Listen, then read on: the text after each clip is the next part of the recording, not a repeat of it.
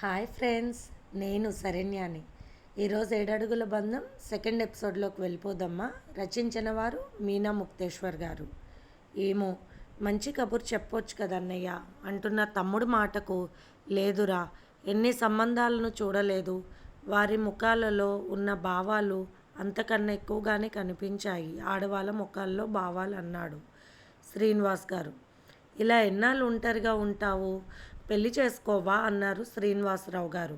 ఇప్పుడు నా గురించి ఎందుకన్నయ్యా, ధరణి గురించి ఆలోచించండి. ఇక ఈ వయసులో నాకు పెళ్ళేంటి అంటున్న తమ్ముడు వైపు చూసి, ఎవరినో ప్రేమించానన్నావు, ఆ అమ్మాయి పెళ్ళి అయిపోతే నువ్వు పెళ్లి చేసుకోవడానికి ఏమిరా, మొండిగా ఎంత బతిమాలినా అలా ఉండిపోయావు. అమ్మ రోజూ నీ గురించి చెబుతూనే ఉంటుందన్నారు శ్రీనివాస్ గారు. పనివాడు గ్రీన్ టీ తీసుకొచ్చి ఇచ్చాడు. ఈ నది పక్కన ఎస్టేట్లో ఇలా ఒక యోగిలా ఎందుకు ఉంటున్నావురా అంటూ కళ్ళనీళ్ళు పెట్టుకుంటూ శ్రీనివాస్ గారు కన్నీళ్ళు తుడిచాడు తమ్ముడు.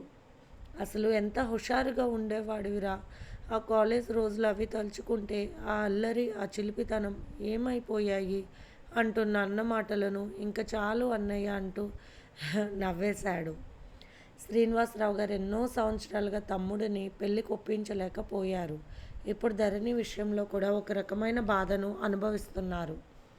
వెళ్ళొస్తానని బయలుదేరారు శ్రీనివాస్ గారు.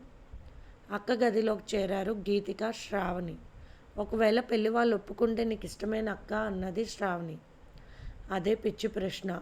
వాళ్ళు ఒప్పుకుంటే అంతకన్నా అదృష్టం నాకే ఇంకేముంటుంది అంటూ ధరణి వైపు ఒక రకంగా చూస్తూ, అంతుందా అంటూ ఒక రకమైన వెటకార భావంతో మాట్లాడుతున్న గీతిక మాటలు ధరణి మనసుకు బాధ కలిగించాయి.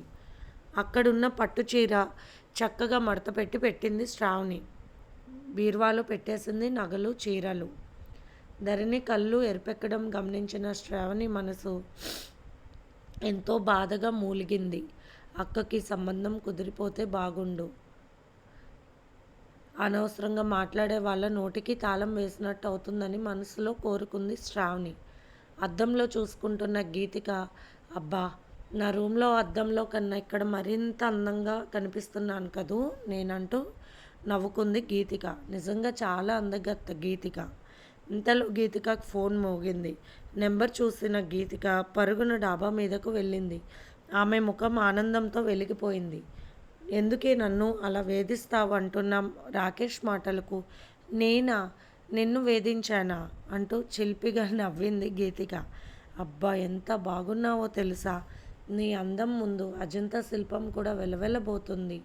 లెమన్ ఆరెంజ్ మిక్స్ అయిన శారీలో చాలా అందంగా ఉన్నావు అంటున్న రాకేష్ మాటలకు, నేనెప్పుడు కట్టుకున్నానా రంగు చీర అంటూ ఆశ్చర్యంగా చూసింది గీతిక. నా కలలోకి వచ్చావు. ఆ చీర నీ ఒంటి మీద ఎక్కువసేపు నేను ఉంచలేదులే అంటూ చాలా చిలిపితనంతో మాట్లాడుతున్నాడు రాకేష్ మాటలకు. అక్కడ ఉయ్యాలలో పడుకుని ఉన్న గీతిక ఆ మాటల్ని ఆస్వాదిస్తూ ఉంది. ఆ అనుభవాన్ని పొందుతున్నట్టు మైమర్చిపోతుంది గీతిక. ఫోన్లో తెగ ముద్దులు పెడుతున్నాడు రాకేష్. అబ్బా, ఇంకా చాలు, నాకు ఊపిరి ఆడటం లేదు అన్నది గీతిక. అసలు నీ కళ్ళు ఎంత అందంగా ఉంటాయి, నీ ముక్కు చూస్తే ముచ్చటగా ఉంటుంది, ఇక నీ పెదాలు అంటున్న రాకేష్ మాటలకు పరవశించిపోతుంది గీతిక. చాలు చాలు, అక్కడితో ఆగిపో, ఇంకా కిందకు దిగకు అంటూ నవ్వేసింది గీతిక. మీకు తెలుసా, కాలేజ్ బ్యూటీగా నువ్వే సెలెక్ట్ అయ్యావు, కంగ్రాట్స్ చెప్దామని చేశానన్నాడు రాకేష్. ఓ మై గాడ్ అంటూ తెగ మురిసిపోయి thank you thank you thank you అంటూ ఉంది గీతిక. ఆకాశంలో ఒకే వరుసలో వెళ్తున్న పక్షులు విసురుగా వచ్చిన ఒక గాలికి చెల్లా చెదురుగా అయిపోతున్నాయి. ఆ గాలికి గీతిక వేసుకున్న చున్నీ ఎగిరిపోయింది. గాలి బాగా వస్తుందంటూ ఫోన్ పెట్టేస్తాను చున్నీ కోసం. అరే రాజా అంటూ పిలిచింది గీతిక. చున్నీ ఎగురుకుంటూ వెళ్ళింది. కిందకి వెళ్తున్న ఒక కారు చువ్వకి తగిలింది. అక్క, నా చున్నీ ఏది అంటూ శ్రావణి గీతికను అడుగుతుంటే, అదేనే బాబు, వెళ్తున్న కారుకి తగులుకొని వెళ్ళింది రాజా అంటూ పిలుస్తున్నా గీతిక మాటకు, రాజా లేడు, బయటకు వెళ్ళాడు అని చెప్పారు దేవిక గారు. అది నేనెంతో ప్రేమగా నెమలీకలు కూడా కుట్టుకున్నానంటూ బొంగమూతి పెట్టుకుంది శ్రావణి. దీనికి ఒక పిచ్చి కృష్ణ భక్తురాలు. కృష్ణ కృష్ణ అంటూ తపించిపోతూ ఉంటుంది. పోవే, ఇంకా చున్నీ నేను కొనిస్తానన్నది గీతిక కేర్లెస్గా. కృష్ణుడి ఆలయంలో దండం పెట్టి తెచ్చుకున్న చున్నీ అంటున్న శ్రావణి మాటకు అర్థం వస్తూ, మధ్యలో మురళి చుట్టూ నెమలీకలు కూడా వేసి వర్క్ చేశావు, ఆ సంగతి కూడా నాకు తెలుసు అన్నది గీతిక వెక్కిరిస్తూ. తన గదిలోకి వెళ్తున్నాయి. అమ్మ చూడమ్మా అంటూ గోల చేసింది శ్రావణి. శ్రావణి, కొత్తది తెచ్చుకోవచ్చు కదా తల్లి, ఎందుకంత గోల అన్నారు దేవిక గారు నవ్వుతూ. అబ్బా, ఎంత అందంగా నవ్వుతావు, పిల్లలను బుట్టలో వేసుకుంటావు, ఏమి తల్లివే బాబు అంటూ వాళ్ళ అమ్మను ముద్దు పెట్టుకుని పైకి వెళ్ళింది శ్రావణి. అల్లరి పిల్ల, ఈ ఇంట్లో అందరినీ అర్థం చేసుకునే మనస్తత్వం శ్రావణికి ఉన్నది అని తన చిన్న కూతురుని చూసుకుని మురిసిపోయారు దేవిక గారు. శ్రావణి అక్క గదిలోకి వెళ్ళింది. అక్క, ఎందుకలా కూర్చుంటావు అందుకు అంటూ, ప్లీజ్ అక్క పాట పాడు, ప్లీజ్ ప్లీజ్ అంటూ బ్రతిమాలింది. నేనెంతో కష్టపడి నీ దగ్గర కూర్చుని నువ్వు కూడా హెల్ప్ చేస్తుంటే కుట్టాను కదా చున్నీ, అది గీతికక్క వల్ల పోయింది అక్క అంటూ ధరణి ఒరిలో పడుకుంది శ్రావణి. అయ్యో, ఎంత కష్టపడి కుట్టావు కదా బుజ్జి అన్నది ధరణి. అది ఎవరూ అర్థం చేసుకోవడం లేదక్క, నువ్వంటే చూసావు, నాకు హెల్ప్ చేసావు కాబట్టి నీకు తెలుసు అన్నది బాధగా శ్రావణి. అక్క, రేపు కృష్ణాష్టమి, చక్కగా కృష్ణుడికి నైవేద్యాలు చేసుకుని అందరం గోపికలలా పూజ చేసుకుందాం సరేనా అన్నది శ్రావణి. కృష్ణుడు అంటే చాలా భక్తి ధరణికి. ఒక రకంగా ధరణిని చూసి శ్రావణి నేర్చుకుంది. కానీ శ్రావణి మరింత భక్తిరాలు అయిపోయింది. ప్రతి శనివారం కృష్ణుడు ఆలయానికి వెళ్తుంది. సొంతంగా తనే మజ్జిగ చేసి వెన్న తీసుకుని అటుకులు, పాలు, తేనె అన్నీ తీసుకువెళ్తుందా కృష్ణుడికి. చిన్నపిల్లప్పుడు కూడా గోపికలా చాలా వేషాలు వేసింది స్కూల్ టైం నుండి. తప్పకుండా అన్నది ధరణి నవ్వుతూ. అక్క, నువ్వెప్పుడూ నవ్వుతూ ఉండక్క, చాలా బాగుంటుంది, మన ఇల్లు కలకల్లాడినట్లు అనిపిస్తుంది నాకు అన్నది అక్క వైపు చూస్తూ శ్రావణి. సందు దొరికితే చాలు మాటలతో మాయలు చేసేస్తావు చిన్ని కృష్ణుడులా అంటూ నవ్వింది ధరణి. ఇక ధరణి పాడటం మొదలుపెట్టింది.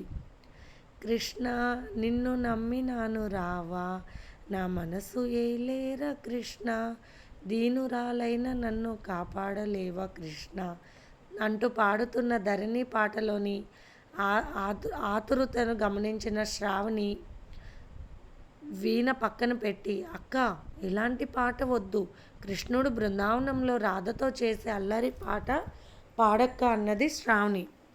ఇప్పుడు పాడే పాట నా జీవిత కథలా ఉంటుంది. అనాకరి అయిన ఒక గోపిక కృష్ణుడిపై మనసు పెట్టుకుని వేదనతో పాడుతుంది ఈ పాట. ఆ పాటకు పరవశించి కృష్ణ పరమాత్మ గోపికకు అందమైన రూపాన్నిచ్చి తన గోపికలలో ఒకరిని చేసుకుంటారు. అది ఆ పాట అన్నది ధరణి. ప్రస్తుతానికి నా చున్నీ పోయిందని ఏడుస్తూ ఉన్నాను, పాట కూడా ఇలాంటిదే అవసరమా అన్నది శ్రావణి బొంగమూతి పెట్టుకుని. సరే సరే అంటూ నవ్వుతూ ధరణి. రాధా, నీకోసమీరా, ఆమె ఎదురు చూపులు నీకోసమీరా, బృందావనములో వెన్నెల రేయిలో అల్లరి తగదురా, నా ప్రేమను ఒకంత చూడరా. ధరణి అద్భుతంగా పాడుతుంటే శ్రావణి అద్భుతంగా వీణ వాయిస్తూ ఆ ఇంటిని బృందావనంగా మార్చేశారు. గీతిక కూడా మైమర్చిపోయి నృత్యం చేస్తూ ఉంది వారి చెంత చేరి. దేవిక గారు, శ్రీనివాస్ గారు, రాజా అందరూ కూడా మైమర్చిపోయారు, వినసాగారు. పాట పూర్తి కావడమే అందరూ చప్పట్లు కొట్టారు. సూపర్ అక్క, గానానికి మాత్రం నువ్వే, వీణ వాయిద్యానానికి నువ్వే అంటూ అక్కను చెల్లెలను పొగిడింది గీతిక. నాట్యానికి నువ్వు కూడా అక్క అన్నాడు రాజా నవ్వుతూ. ఇందాకడెక్కడికి వెళ్ళావురా అంటూ చున్నీ సంగతి చెప్పింది గీతిక. అది నాదిరా అన్నది శ్రావణి. అమ్మో, మా బుజ్జి అక్క అలిగిందా, అయితే జాగ్రత్తగా వెతకాలి, లేకపోతే మన మీద కృష్ణుడికి చెబుతుందంటూ నవ్వాడు రాజా.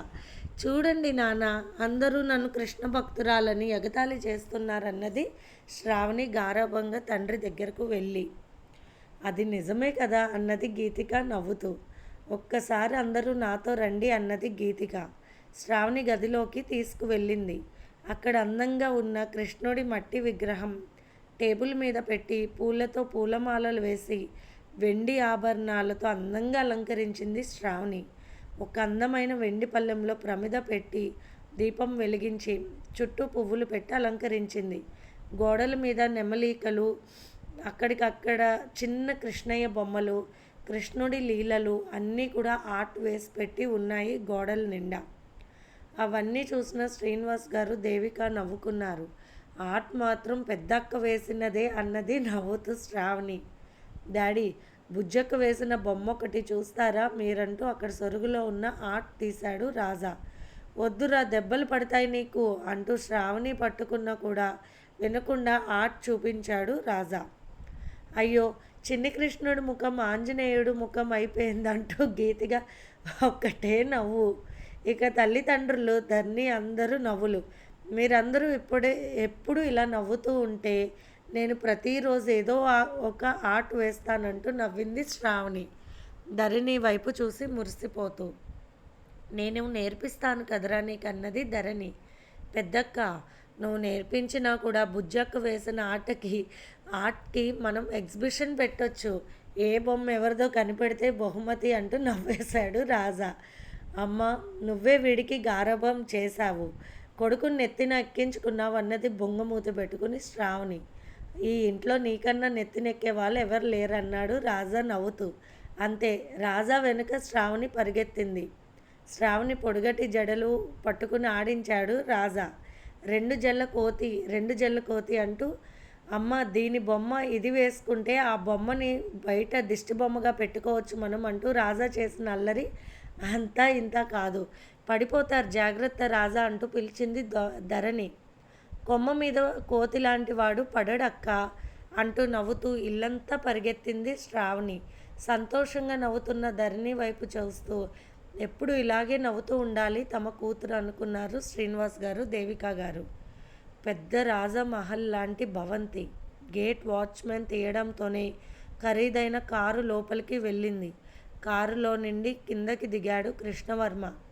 ఇదేంటి అంటూ కారుకు తగిలించిన కృష్ణుడి విగ్రహానికి ఉన్న మురళికి తగులుకున్న చున్నీని తీశాడు కృష్ణవర్మ.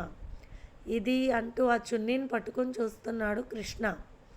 అది ఆడపిల్లల చున్నీలాగా ఉంది బాబు అంటూ నవ్వారు గుమ్మస్తా గోవర్ధనం. ఆ చున్నీ నిండా నెమలికలు కృష్ణుడి మురళి అని పెయింటింగ్ వేసి ఉండేసరికి దానిని ఎక్కడంటే అక్కడ పారే బుద్ధి కాలేదు కృష్ణవర్మకు. లోపలకు తీసుకెళ్ళి భద్రంగా పెట్టాడు గుమ్మస్తా గోవర్ధన్ గారికి. 60 ఏళ్ళ వయసు, 20 ఏళ్ళ వయసు దగ్గర నుంచి అక్కడే పనిచేస్తున్నారు. ఒకప్పుడు ఈ భవంతి ఎలా ఉండేది అని అనుకున్నప్పుడల్లా ఆశ్చర్యం కలుగుతుంది ఆయన మనసుకు.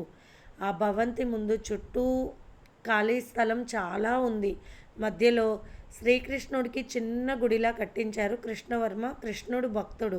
సాయంత్రం 5 గంటలకు పూజ చేస్తారు ప్రతిరోజు. కృష్ణుడికి ఒక గొడుగులా చేయించారు. ఆ కృష్ణుడి విగ్రహం ముందు కూర్చుని కృష్ణ కృష్ణ అంటూ జపిస్తున్నాడు కృష్ణవర్మ. బుట్టలు నిండా బంతి పువ్వులు, గులాబీ పువ్వులు, మల్లె పువ్వులు, పళ్ళు, పలహారాలు అవన్నీ చూస్తున్న దామోదర్ వర్మ గారు అలాగే ఆశ్చర్యపోయారు. అదే బుట్టలో ఒకప్పుడు బాంబులు, కొడవలు, కత్తులు ఉండేవి. ఈ కృష్ణవర్మ ఇప్పుడు ఆ బుట్టలలో పువ్వులు, పళ్ళు నింపుతున్నాడు. ఇది ఫ్రెండ్స్ ఇవాల్టి ఎపిసోడ్. మీకు నచ్చితే కనుక లైక్ చేసి, షేర్ చేసి, సబ్స్క్రైబ్ చేయండి. రేపు మళ్ళీ కలుద్దాము. బాయ్.